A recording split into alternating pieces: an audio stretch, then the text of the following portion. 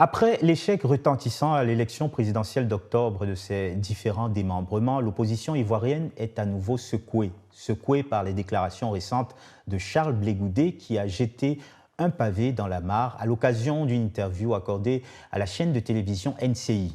Il y accuse nommément Nadi Bamba, l'épouse de l'ancien président Laurent Gbagbo, de saper toute possibilité d'union à gauche de l'échiquier politique ivoirien. On l'écoute. Le programme d'une dame est en train de se dérouler. J'ai fait tout ce que je pouvais faire pour rencontrer le président Gbagbo. Donc les jeunes gens qui sont instrumentalisés sur les réseaux sociaux, non, mais il n'a jamais demandé, ils ne savent pas de quoi ils parlent. Moi, je ne suis pas leur ennemi.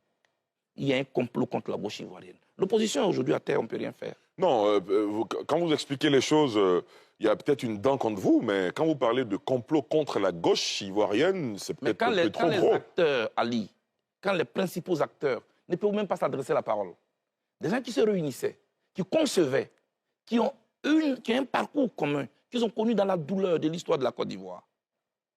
Aujourd'hui, qu'est-ce qui nous oppose fondamentalement? Parce que l'autre a peur de m'approcher, parce que s'il m'approche, il ne peut plus avoir accès au président Gbagbo. Il y a un corridor qui a été installé, avec un guichet unique. Si tu ne passes pas par là, tu ne peux pas. Demandez-leur tous, on se parle souvent en cachette. Voilà l'atmosphère.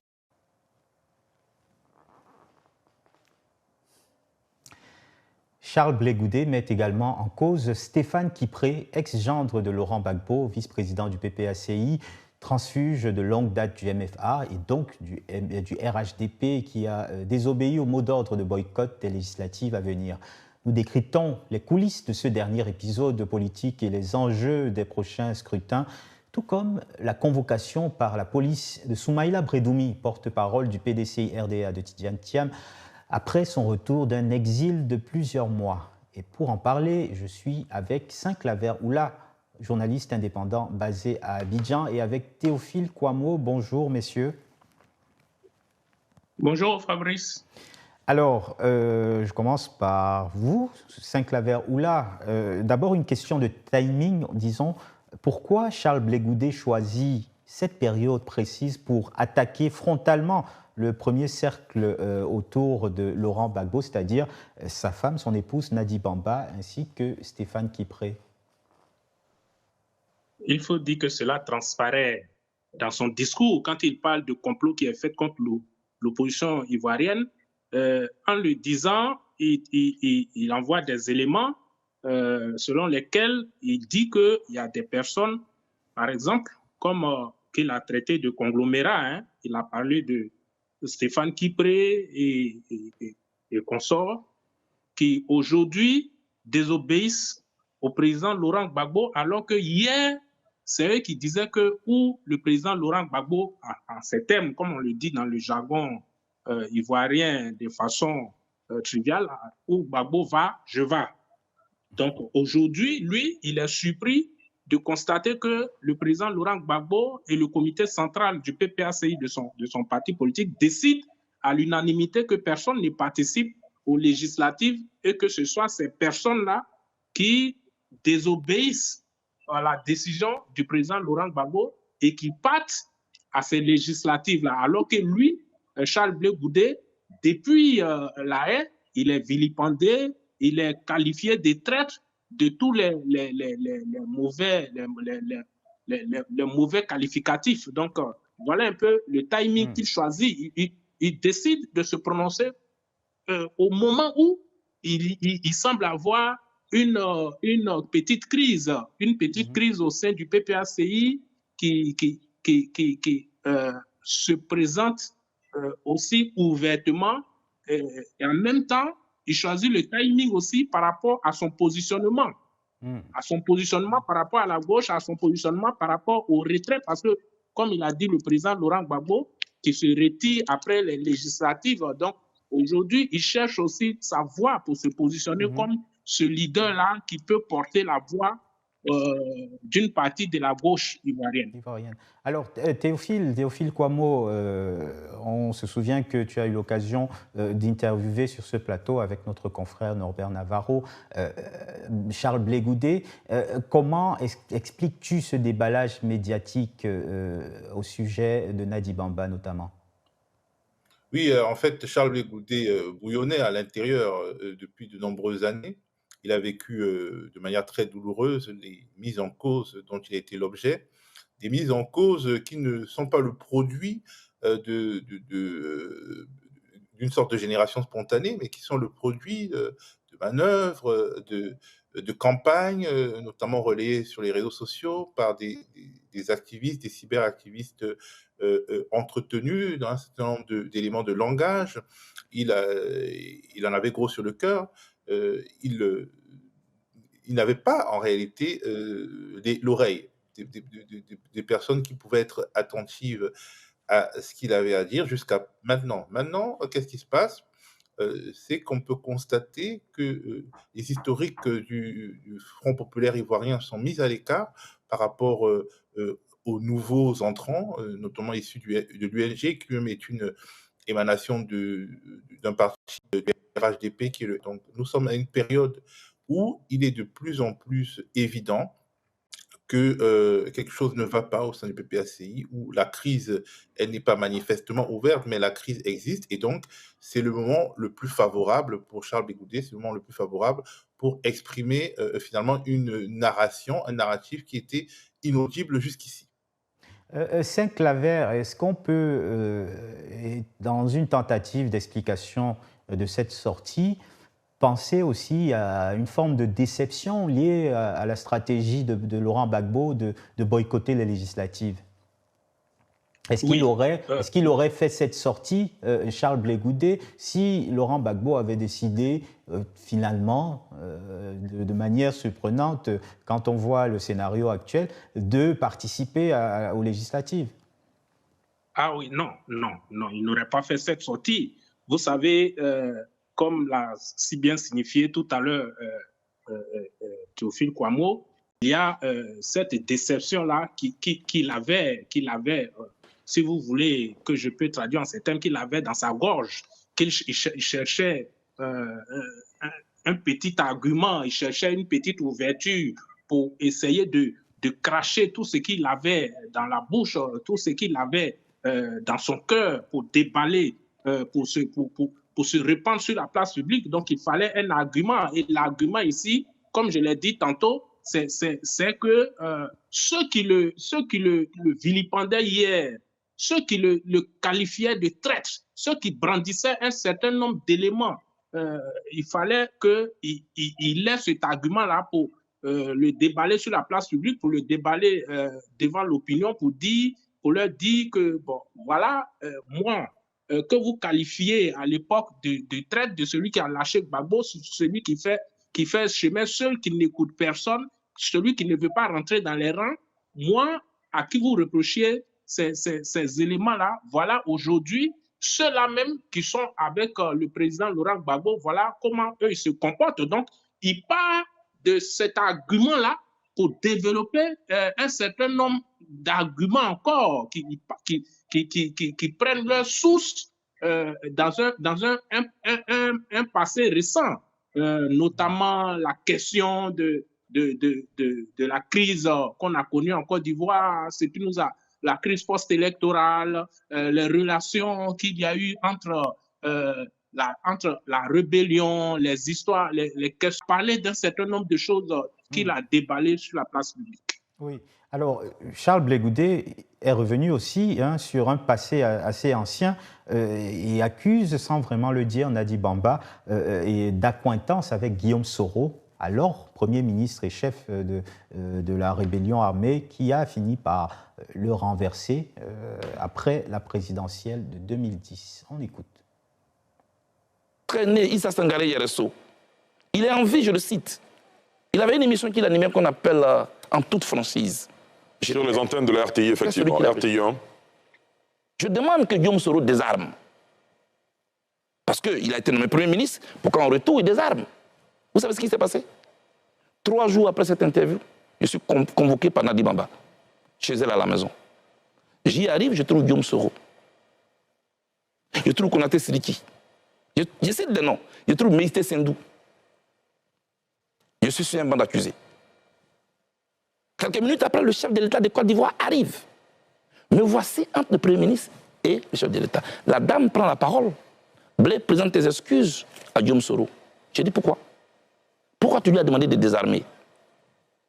Les armes qui portent de jour, ça tonne. Ce ne sera pas contre Gbagbo. Tu ne sais pas. Tu ne sais pas de quoi tu parles. Qui suis-je? Devant le chef de l'État de Côte d'Ivoire. Devant le Premier ministre, je me mets à genoux, je demande pardon au Premier ministre. Et je n'ai pas dormi toute la nuit. Les armes ont tourné en 2011, non? C'était contre qui? Alors Théophile, bien entendu, ces révélations qui arrivent plus de 15 ans au moins après les faits qu'il décrit, ces révélations ne sont pas innocentes. Oui, bien entendu, elles ne sont pas innocentes. Il va plus loin dans sa narration. Non seulement Charles Blé Goudé nous explique que, comme on a constaté qu'il y a quelque chose de pourri au sein du PPACI, il dit il y avait déjà quelque chose de pourri au sein de l'exécutif FPI et c'est peut-être cette chose-là qui a rendu le système vulnérable.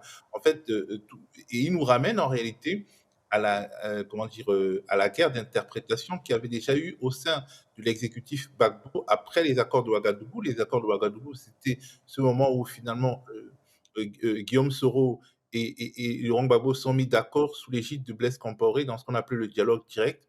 En fait, c'était tu deviens Premier ministre et en contrepartie, tu désarmes tes rebelles et en fait, tu te désarmes toi-même. Et d'une certaine manière, tu redeviens mon allié parce que Guillaume Soro avait été un allié de Laurent Gbagbo lorsqu'il avait été syndicaliste étudiant, puis il était allé du côté d'Alassane Ouattara et quelque part l'officier traitant de Guillaume Soro, la personne finalement qui servait de go-between entre Soro et Gbagbo à cette période où il était Premier ministre et il était question de préparer les élections, c'était Nadi Bamba, qui n'était pas encore l'épouse officielle de Laurent Gbagbo. Et cela nous montre que, contrairement à au récit qu'on a voulu faire de Nadi Bamba, qui aurait été une femme dévouée, docile, pas trop engagée politiquement, comme Simone Gbagbo, qui reste à sa place, entre guillemets, Nadi Bamba était impliquée en politique durant les années de pouvoir. Et en fait, le pari qu'elle a fait, c'est-à-dire le pari de ramener, entre guillemets, Soro à la maison, était un pari finalement à la suite duquel Guillaume Soro a eu, entre guillemets, Laurent Gbagbo. Donc, en fait, Charles Blé Goudé dit, aujourd'hui, nous sommes face au mauvais choix depuis 2021, et notamment à ce choix de ne pas participer aux législatives dont profitent uniquement les proches de Nadi Bamba. Mais en fait, hier également, il y avait eu déjà des mauvais choix qui nous ont fait perdre le pouvoir. Et, forcément, on s'interroge sur le rôle politique de Nadi Bamba. Parce qu'en fait, d'une certaine manière, l'absence de vigilance de Laurent Gbagbo quant au processus de désarmement, le fait qu'il ait accepté d'aller au désarmement sans élection, alors qu'il avait été conseillé dans un sens contraire, y compris par des personnes qui étaient à l'intérieur du système des Nations Unies, en fait, on se rend bien compte que c'est également parce que, au sein de son entourage, certains jouaient la carte Soro. Et quand on regarde les archives de l'époque, on se rend bien compte que le moment de bascule, le moment où Soro dévoile finalement qu'il roule pour Ouattara, c'est entre les deux tours de la présidentielle. Et à ce moment-là, il empêche les scrutateurs du FPI, de LMP à l'époque, d'arriver dans le Nord et il permet donc les fraudes électorales qui donneront entre guillemets la victoire à Alassane Ouattara lors du second tour de la présidentielle de 2010. Il y a eu des fraudes électorales, des violences contre les militants du FPI, etc. Donc le piège s'est refermé sur Laurent Gbagbo en raison non seulement des mauvais choix qui avaient été faits, mais de la mise à l'écart idéologique de ce qu'on appelait alors l'aile dure. Simone Gbagbo, Mamadou Koulibaly, Charles Blé Goudé, qui ont été sommés de se taire et de laisser faire. Et laisser faire parce que des personnes comme Nadi Bamba avaient assuré à Laurent Gbagbo que Guillaume Soro était revenu à la maison et qu'il jouait pour lui. Guillaume Soro s'est servi de cette croyance pour achever Laurent Gbagbo. Et remettre cette question au bout du jour, c'est finalement évoquer avec du retard la question qui n'a jamais été évoquée, la question du bilan. Comment se fait-il qu'on ait perdu le pouvoir de cette manière? Qu'est-ce qui n'a pas fonctionné? Et là, Charles Blé Goudé dit, en fait, une des choses qui n'a pas fonctionné, c'est que le cercle de celles et ceux qui ont porté la résistance en 2002 en 2004, lors de la quasi-guerre de la France contre la Côte d'Ivoire, ont été mises à l'écart après les accords de Ouaga en 2007. Et à partir de là, le pouvoir peut aller d'erreur en erreur, de compromission en compromission, jusqu'à ce que Alassane Ouattara, via Guillaume Soro, l'allié de Nadi Bamba, parvienne à ses fins, c'est-à-dire renverser Laurent Gbagbo. Alors, c'est un clavaire qu'essaye de faire Charles Blé Goudé en exposant comme ça les liens entre Nadi Bamba et Guillaume Soro. Est-ce que, comme le dit Théophile, c'est une façon de dévoiler en quelque sorte le rôle politique qu'a pu jouer Nadi Bamba durant toutes ces années? Ben, c'est clair. Moi, je suis entièrement d'accord avec Théophile Kouamouo parce que nous avons tous suivi de très près cette question ici même en Côte d'Ivoire avec notre média. Moi-même qui vous parle, j'ai suivi de bout en bout les négociations ivoiriennes à Ouaga. C'est moi qui représentais mon média et j'ai vu un peu l'atmosphère dans laquelle ces négociations-là se sont déroulées. J'ai vu comment les parties ivoiriennes en sont venues se sont embrassés à Ouaga et comment le président Laurent Gbagbo, très enthousiaste, a souhaité que toute la délégation se retourne le même jour à Abidjan. Donc, il faut dire que quand vous voyez aujourd'hui Charles Blé Goudé se répandre sur la place publique de cette façon, et en fait, il se remémore un certain nombre de choses qui ont conduit aujourd'hui à la chute. Il se remémore un certain nombre de choses qui ont occasionné plus de 3000 morts. Ça c'est le chiffre officiel qu'on donne. Et moi, je ne suis vraiment pas d'accord avec ce chiffre, mais bon, c'est le chiffre officiel. Mais en même temps, Charles Blé Goudé, il regarde encore devant, là où on s'en va. Est-ce qu'on a tiré les leçons de tout ce qu'on a vécu? C'est ça, en fait. Est-ce qu'on a tiré les leçons? Et lui, Charles Blé Goudé, il était au cœur de l'action. Il a porté le combat de toute la jeunesse ivoirienne. Il était ce fusible-là. Et c'est quelqu'un qui est resté très accroché au président Laurent Gbagbo jusqu'à à la prison de La Haye, où ils ont vécu ensemble. Si vous avez bien fait la remarque, lorsqu'il évoque l'épisode de son épouse, à qui on a voulu faire porter une commission, quand vous voyez comment il se prononce sur le refus catégorique qu'il a opposé au président Laurent Gbagbo, c'est une façon de dire, même s'il ne le dit pas ouvertement dans son interview, c'est une façon de dire, tenez mon épouse loin, tenez ma famille loin de ces choses encore qui sont en train de revenir. Et on n'a pas tiré les leçons, et il faut qu'on tire les leçons. Et puisqu'il est cité régulièrement, puisqu'on lui oppose, comment dirais-je, cet argument de général de la rue qui a abandonné sa troupe, alors qu'il a appelé les jeunes à la mobilisation, qui a abandonné ces jeunes-là et qui a fui. Aujourd'hui, quand il le fait, c'est une façon d'interpeller les uns et les autres, d'attirer l'attention des uns et les autres, de leur dire, faisons très attention. Faisons très attention, le serpent, il n'est pas encore mort.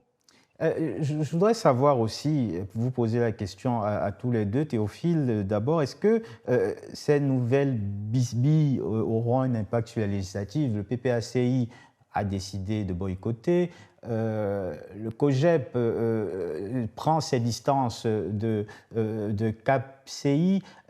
Quelles conséquences pour les législatives?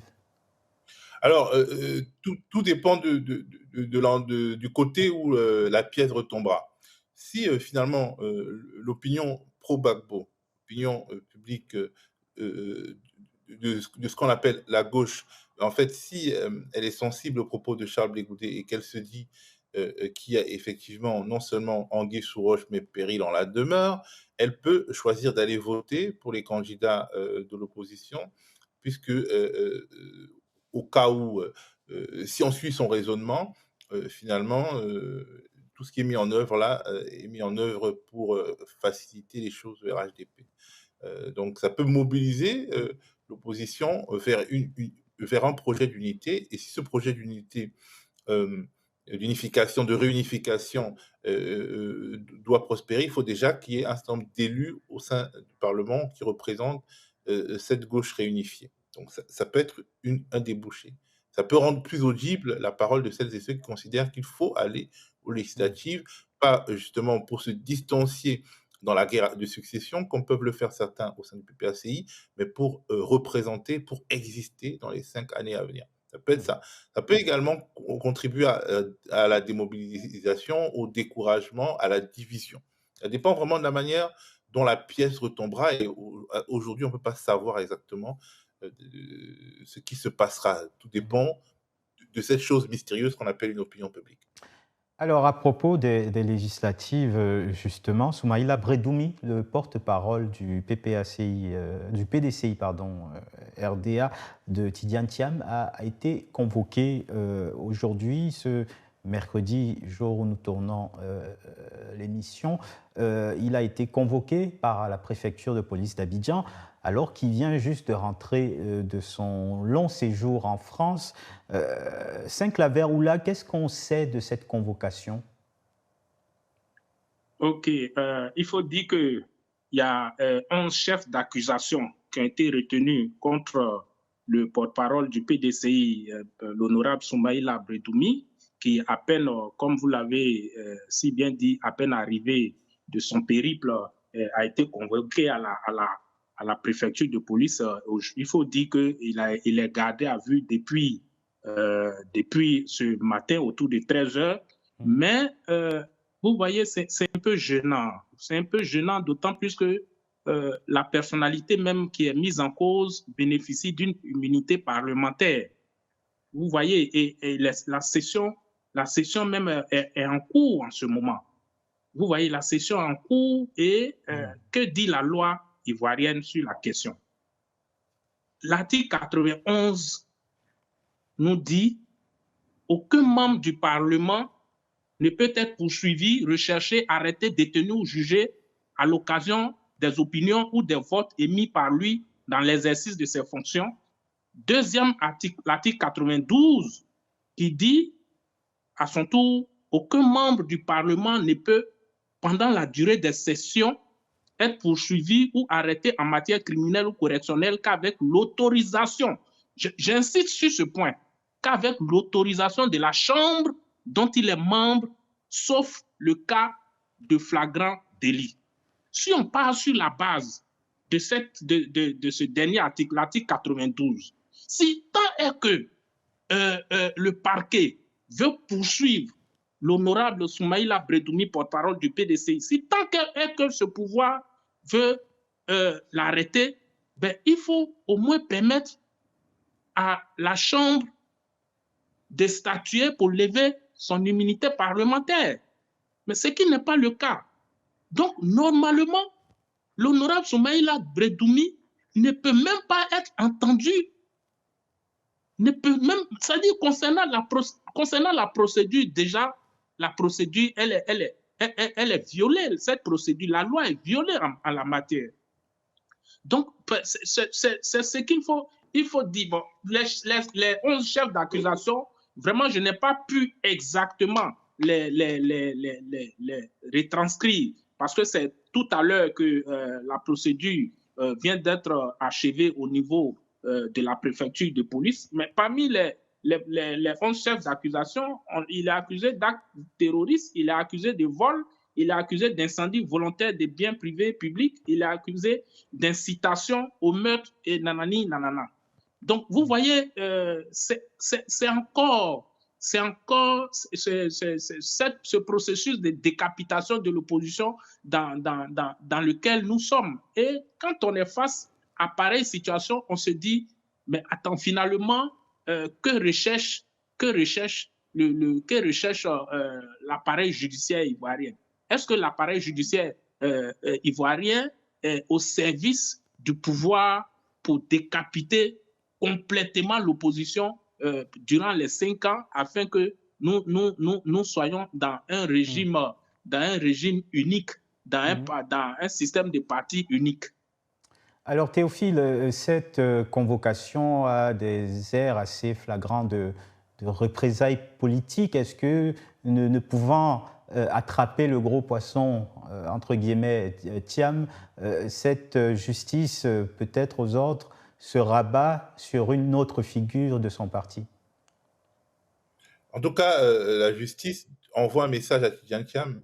La justice envoie un message à Tidjane Thiam qui consiste à dire, si tu rentres, nous t'arrêterons, pour justement éviter qu'il rentre. Parce que je pense que l'État ivoirien, enfin, le pouvoir, le régime ivoirien n'a pas intérêt à ce que Tidjane Thiam soit en prison arrêté. Donc, il faut l'intimider assez pour qu'il ne fasse pas le pas, pour qu'il ne prenne pas son avion et pour qu'il ne rentre pas. Et ils se disent que s'ils n'arrêtent pas Soumaïla Bredoumi, ça donnera des idées à Tidjane Thiam, qui reviendra, et ils seront obligés, entre guillemets, de l'arrêter, ce qui accroîtra la réprobation internationale à leur endroit. Donc, c'est une manière, effectivement, d'intimider, une manière de montrer que Tidjane Thiam n'a aucune forme d'intérêt à arriver dans le pays. Et c'est également une manière d'organiser un projet de long terme qui consiste à changer la nature de la personne à la tête du PDC-RDA. Le pouvoir d'Alassane Ouattara se dit que si Tidjane Thiam est éloigné pendant longtemps, ses opposants internes parviendront à prendre la tête du parti, y compris avec la participation de la justice ivoirienne. Le processus qui est en cours concernant le PDCI, c'est le processus qui était en cours concernant le FPI après la chute de Gbagbo en 2011, le processus qui a consisté à utiliser la justice et la machine administrative pour diviser le Front populaire ivoirien, parce que dans le fond, qui est l'adversaire du RHDP pour 2030? C'est Tidjane Thiam. Laurent Gbagbo sera à la retraite politique et il ne briguera plus de mandat. Alassane Ouattara, à moins de changer la constitution encore, sera dans son 4e mandat, dans son 2e mandat de la 3e République, et donc ne sera pas éligible.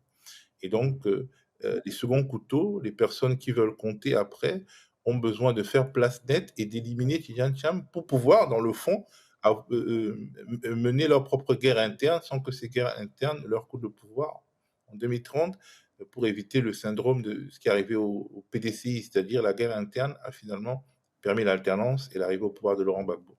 Voilà, c'est un peu le schéma dans lequel se situe le pouvoir. Éliminer Tidjane Thiam, faire éclater le PDCI, donner au RHDP une sorte d'hégémonie telle que même le départ du pouvoir d'Alassane Ouattara et les disputes en vue de sa succession n'offrent pas de fenêtre de tir à l'opposition pour revenir. Voilà, le chemin est donc encore long et beaucoup de péripéties à suivre jusqu'aux législatives du 27 décembre prochain. Merci messieurs, merci Saint-Claver Oula depuis Abidjan et Théophile Kouamouo d'avoir participé à cet échange.